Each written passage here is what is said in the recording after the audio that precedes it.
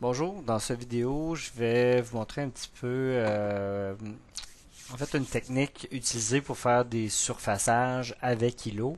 Je vais utiliser poche ouverte qui pourrait être utilisée à faire une poche ouverte bien entendu, mais pour faire des surfaçages, surtout quand il y a un obstacle ou un îlot, c'est assez intéressant. Une fois, bon, là, j'ai déjà fait le surfaçage du dessus de la pièce, bon, pointé percé, mes trous. Puis par la suite, je viens faire mon fameux usinage ma poche ouverte, mon surfaçage par poche ouverte. En fait, je vais cacher mon brut, venir sélectionner mon dessus. En fait, là, je suis rendu à ce niveau-ci. J'ai déjà fait un surfaçage au préalable. Mon fond, c'est celui-ci. Puis là, vous allez, bon, vous connaissez, Katia fait des sélections automatiques. Elle a sélectionné la poche du centre comme étant un îlot. Je vais effacer tous les îlots. Puis aussi le pourtour ici comme étant le contour limitant de ma poche. Fait que je vais l'effacer aussi parce qu'en fait, ce que je vais sélectionner comme contour, c'est plutôt les arêtes extérieures de ma poche ici. Même si on n'est pas à ce niveau-là, là, en prismatic machining, toutes les lignes sont rapportées sur le même niveau ou le même plan que la hauteur de mon usinage. Fait que même si je sélectionne mon contour limitant sur le brut, là, ben, j'aurais pu prendre la base aussi et ça aurait été pareil. Okay? Fait que c'est vraiment ce contour-là que je vais utiliser. Vous allez remarquer que j'ai des contours des sélections en pointillés. C'est vraiment propre là, dans ce cas-ci aux poches ouvertes. Tout ce qui est en pointillé peut être traversé. Si je viens sélectionner une ligne, mais en fait cette ligne-là serait respectée. Okay? Fait qu'on a des frontières traversées ou frontières respectées. Je vais enlever les surépaisseurs que j'avais mis au préalable. Là. Je vais les réexpliquer plus tard. Fait que en fait, moi, ce que je veux, c'est que ça sorte vers l'extérieur. Okay? Je veux permettre à mon outil d'aller vers l'extérieur pour pouvoir faire le contour ici, puis bien surfacer le niveau sur tout l'ensemble de cette périphérie-là. Bon, là, j'ai déjà... ah non, c'est ça. Ici, en fait, je vais aller sélectionner mon outil. Par défaut, là, il a utilisé le seul outil de fraisage que j'avais utilisé au préalable.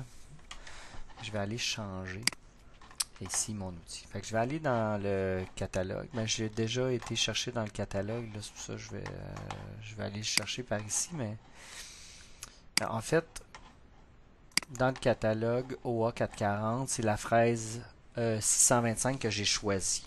Je pourrais prendre la fraise d'une demi, la fraise de 625, la fraise de 3 quarts. 3,8 puis 1 quart, c'est un petit peu petit pour faire ce genre de travail-là.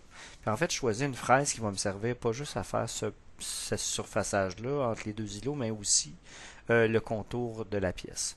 Fait que je prends un outil suffisamment costaud là, qui va me permettre de faire les contours tout en respectant les rayons. Okay, si on vient mesurer, là, je vais sortir de là. Si je viens mesurer les rayons de ma pièce, là, vous allez vous rendre compte, ça fait des rayons de 550 ici. Fait que même un outil de 3 quarts, ça pourrait faire. Okay? Mais c'est pas nécessaire d'avoir un outil aussi costaud. Fait que je trouvais que l'outil 625, ça allait bien. Pardon. Alors, fait que je vais faire disparaître mon brut. Okay. Puis on va rentrer les valeurs pour mon outil. Fait qu'ici en radian, ça va être important de mettre 50%. Là, il est encore le même que tout à l'heure, mais je vais juste changer ça. Oups, c'est ici. Okay, fait qu'à 50%, un outil de 625, ça me donne 312,5 de largeur de passe. Okay, c'est ce qu'on vous a dit d'utiliser, ça fonctionne tout le temps bien. Puis au besoin, on change pour différentes raisons. Dans l'axial, un petit peu la même chose. Fait que je vais mettre une profondeur de coupe maxi de 312,5. Hein, c'est 0.625 divisé par 2. C'est parce que ça fait quelques fois que je recommence. J'ai eu des petits problèmes avec Katia. Fait que c'est pour ça que les valeurs sont comme déjà là. Okay. Côté finition, je vais faire une finition sur fond. Okay, fait que j'ai soit pas de passe de finition ou finition sur fond uniquement. Fait que je vais faire une finition sur fond seulement. Je ne veux pas faire la finition des îlots maintenant. Je vais les faire par la suite. Okay? C'est une technique qu'on a déjà vue. Fait que je vais laisser une surépaisseur sur fond de 25 millième. UGV. Bon, j'ai déjà rempli, mais ici, UGV va me permettre d'arrondir les changements de direction. On l'a déjà vu dans la poche, dans l'autre projet qu'on a fait. Fait ici, là, rentrer certaines valeurs, mais j'ai mis 100 ou 50 millièmes pour les rayons de coin. Au niveau des transitions, souvent, je peux me permettre d'avoir des plus grands rayons, ça fonctionne. Si je fais un play de ça, vous allez voir que on viendrait surfacer l'ensemble du brut. OK? Fait que je ferai partir les îlots. C'est pas ça que je veux. Fait qu'ici, là, vous avez remarqué, j'ai la possibilité de mettre des îlots. Okay? Fait que je viens sélectionner un premier îlot. Il faut que je les sélectionne séparément. Parce que je ne peux pas venir sélectionner d'autres pour tour parce qu'il n'y a pas de lien entre les deux. Fait qu'on fait un OK. Une fois qu'on a un îlot, on vient en sélectionner un deuxième, un troisième au besoin. Fait que là, j'ai mes deux îlots. On voit ici, là, îlot 1, îlot 2. Puis, je vais mettre une surépaisseur sur contour. OK? Fait que la surépaisseur sur contour, ce que ça sert, ben, en fait, je veux faire une finition là, avec une autre stratégie. OK? Fait que ça va me permettre de laisser de la matière. Si je fais un play de ça, vous voyez là, ça ne sort pas suffisamment à l'extérieur pour faire mon usinage. Okay? Moi, j'aimerais ça que ça tourne autour ici. Fait que là, je devrais jouer un petit peu avec surépaisseur sur frontière traversée. Okay? Je vais rajouter la possibilité d'aller vers l'extérieur en mettant une certaine valeur. Si je mets une valeur positive, ça rentre vers l'intérieur parce qu'en fait, le contour limitant, il est comme si je travaille vers l'intérieur. Une surépaisseur, habituellement, revient vers l'intérieur. Moi, c'est le contraire. Fait que je vais mettre une valeur négative. Là, je le sais combien que ça me prend. Là, je l'ai déjà fait, mais juste pour vous montrer. Vous voyez ici, c'est pas suffisant. Okay. En plus de faire, ben, c'est sûr que je préfère une finition de contour après, puis ça fonctionnerait.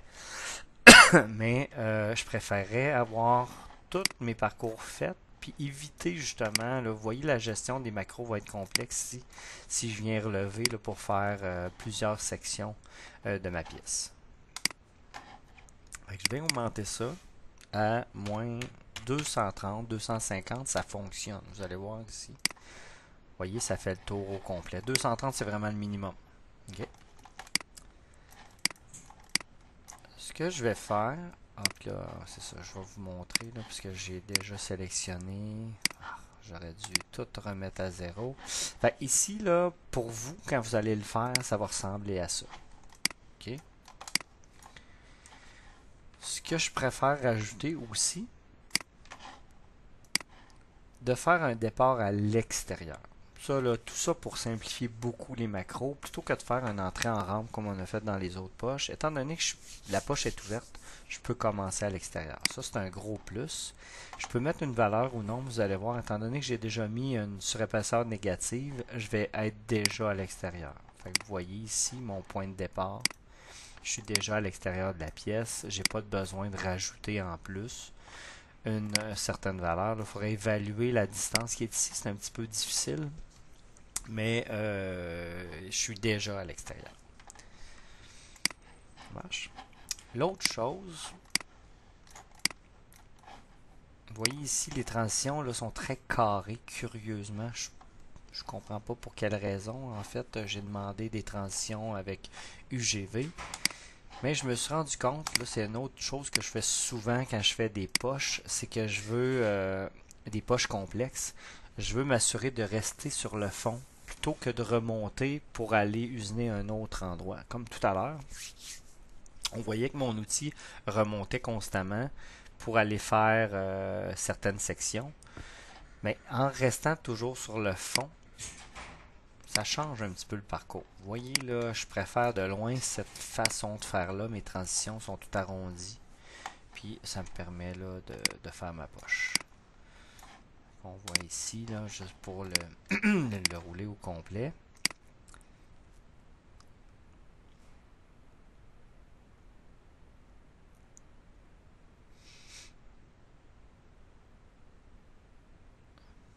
Ok, fait que là j'ai fait toute ma surface. On peut regarder aussi là. Vous voyez.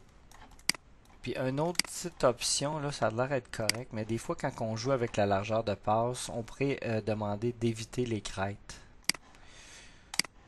Mais ça rajoute des petits parcours des fois. S'ils sont pas nécessaires, là, je les ajoute pas tout le temps. Vous voyez, là, ça fait des parcours supplémentaires.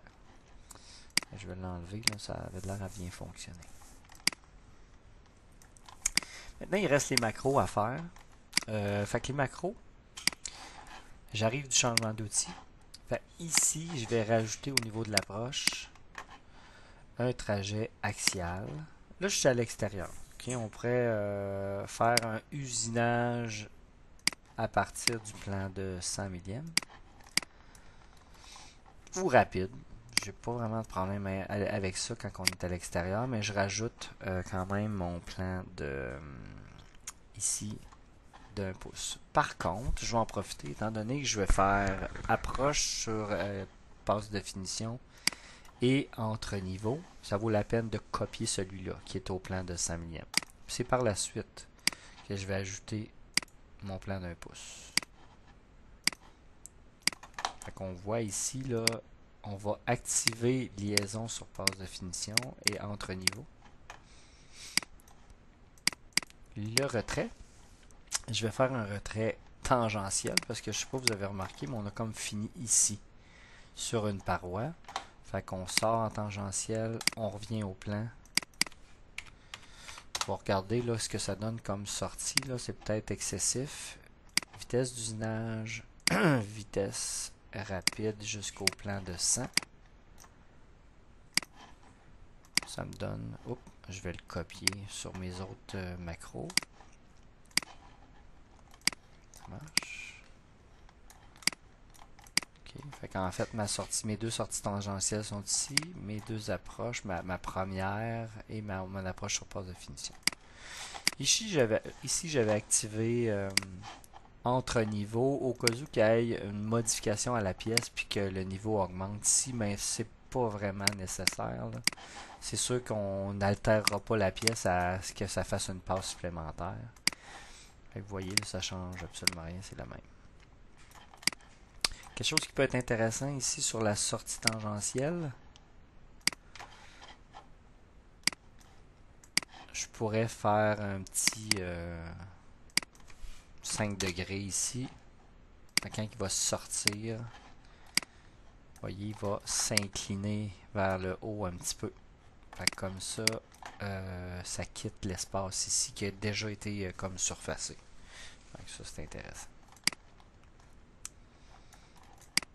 Ça marche. Ce qui va rester à faire maintenant, parce qu'en fait, là, je m'en vais pas au changement d'outil, ça va être de faire la finition des îlots.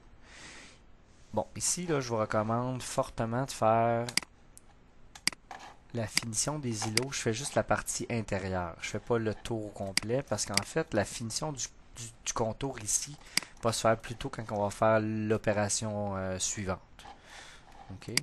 Fait que je vais faire ce qui est à finir, c'est à l'intérieur. Puis en fait, par la suite, je vais faire la finition du contour total de ce côté-là. Fait que je vais plutôt faire un simple contournage avec le même outil. Le dessus, le fond. Je vais changer bien entendu la sélection automatique. Je vais enlever la surépaisseur. Je vais enlever, bon, frontière traversée, pas vraiment. Puis je vais sélectionner uniquement cette ligne-ci. Faites attention ici du côté la flèche positionne. Mon outil va passer de ce côté-ci. Si je fais un play de ça. Oh. Bon, ça c'est un petit peu de ma faute. Là, j'ai mis position sur l'outil tout à l'heure. Mais si je fais un play, là, vous allez voir. En fait, je viens usiner.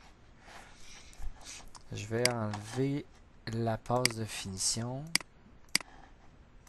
Passe de finition. Oh, pas de passe de finition. Puis je vais enlever zigzag. Je vais mettre en sens unique, malgré que je vais faire en une seule passe. Et ça donne quelque chose comme ça. Il va falloir que je change mes macros. Parce que je vais faire une entrée tangentielle ici, bien entendu. Fait que entrée tangentielle. Oups. En vitesse d'usinage. Je peux mettre en vitesse rapide si j'étais à l'extérieur. Plan de 100. Même chose.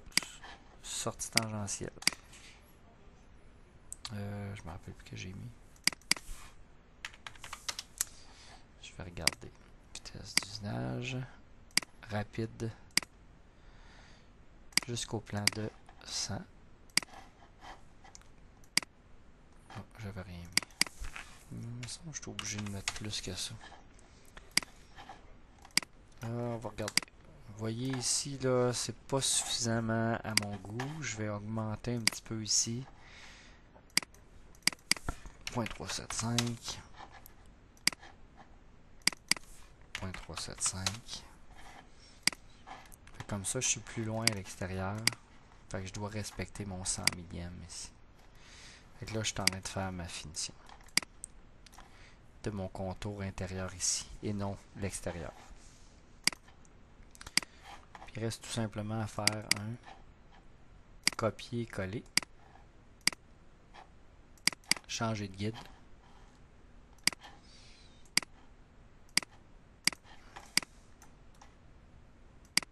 Ouais, ça fonctionne. Là ou là, c'est bon. Je crois. Juste m'assurer que c'est la même chose, oui. Puis là, je fais un play de ça. Ce qui est important, par contre, vous voyez là, je suis un petit peu proche. Fait que ce que je vais faire, je vais augmenter mon rayon. Puis comme ça, là, 0.5. Ça va être mieux encore. Oh, j'avais déjà 0.5. Oups, attendez. Je vais juste 0.5, 0.5. Fait que là, c'est plus loin. Bon, j'ai peut-être exagéré, là. Il y aurait moyen là, d'analyser un petit peu plus là, pour s'assurer que ça fonctionne. Fait que vous voyez, j'ai pas tout à fait terminé avec mon outil. J'ai fait la poche ouverte. J'ai fait la finition des deux îlots. Ensuite, j'aimerais faire la même chose de l'autre côté. Ok, fait que là, je vais faire un changement de repère. Bonjour. Bonjour. Ah, il y a quelqu'un? T'enregistres? Oui, j'enregistre. C'est pas mal bien. Non, non. Essaye de pas te déranger. Ok. C'est si bon.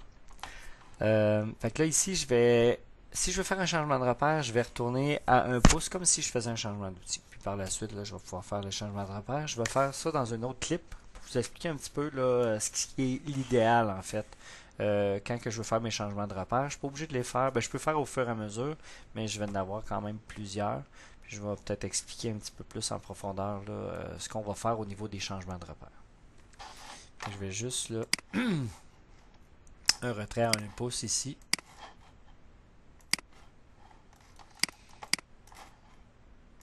Puis ça viendrait clore un peu là, toute l'histoire de la poche ouverte qui serait à faire aussi sur l'autre côté. De la même façon, je peux même faire un copier-coller, mais faites attention que les copier-coller, ça sélectionne aussi les plans. Puis les plans de sécurité, en fait, là, sont pas à la même hauteur dans l'étau et sur le gabarit ici. Puis les surfaces, etc. Fait que des fois, là, par précaution, on refait un petit peu plus, là, mais un copier-coller, ça fonctionne toujours. Il faut juste s'assurer d'aller modifier tout là, ce qui est sélectionné, là, que ce ne soit pas les mêmes des deux côtés. Ça fonctionne. Fait qu'on fait un petit enregistré de ça ici.